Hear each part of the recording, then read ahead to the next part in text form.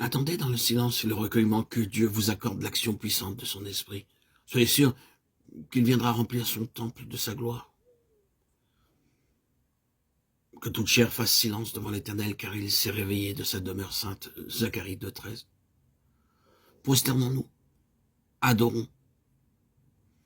Oh, Dieu très saint, nous nous prosternons devant toi. Nous t'adorons à l'écoute de ce mystère de ta grâce. Notre esprit, notre âme, nos corps sont ton temple. En silence et avec adoration, nous recevons ce que tu daignes nous révéler. C'est qu'en nous existe un lieu très saint où ta gloire est cachée. Oh mon Dieu, pardonne-nous de l'avoir si peu compris jusqu'à présent. Nous recevons aujourd'hui cette vérité bénie. Dieu, l'Esprit, le Saint-Esprit, le Dieu Tout-Puissant habite en nous. Oh mon Père, manifeste en nous son influence de peur que nous péchions contre toi en parlant de cette présence divine sans vivre de sa vie. Jésus, à toi qui es assis sur le trône, je consacre tout mon être. C'est en toi que je me confie, te priant de tout dominer en moi. Je m'abandonne à toi. Je place tout mon être et toute ma confiance en toi. Esprit Saint, toi qui enseignes, toi qui sanctifies, tu es en moi. C'est à toi que je m'attends tout le jour.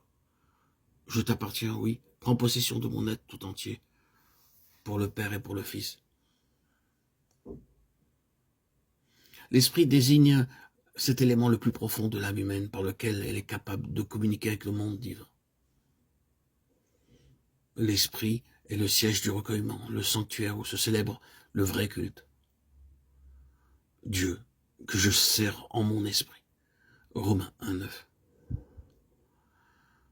Remarquez que lorsque Paul invite les Corinthiens à sortir de leur état charnel et grossier, il s'appuie du fait qu'ils sont des temples du Saint-Esprit. De nos jours, on pense généralement qu'il ne faut parler de l'habitation du Saint-Esprit en l'homme qu'à des chrétiens avancés.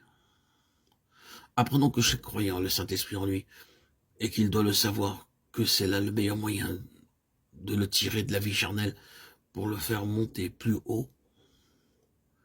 Travaillons donc à faire connaître à chaque croyant le droit d'aînesse qu'il a reçu de Dieu. C'est le corps qui est le temple du Saint-Esprit. 1 Corinthiens 6, 19. Si notre esprit est rempli de l'Esprit de Dieu, sa présence agira dans le corps aussi. Si par l'Esprit vous mortifiez les œuvres du corps, vous vivrez. Romains 8, 13. Croyons que cet Esprit divin nous est envoyé pour pénétrer, purifier, fortifier notre corps et le rendre propre à servir Dieu. C'est son habitation dans le corps qui communique à celui-ci le germe de vie nécessaire pour avoir part à la résurrection. Ne savez-vous pas? Le savez-vous réellement, clairement et constamment? Le savez-vous par la foi? Êtes-vous impatient de le savoir par votre propre expérience de manière à pouvoir dire spontanément « Oui, je suis un temple de Dieu. L'Esprit de Dieu habite en moi. » Gloire à son nom.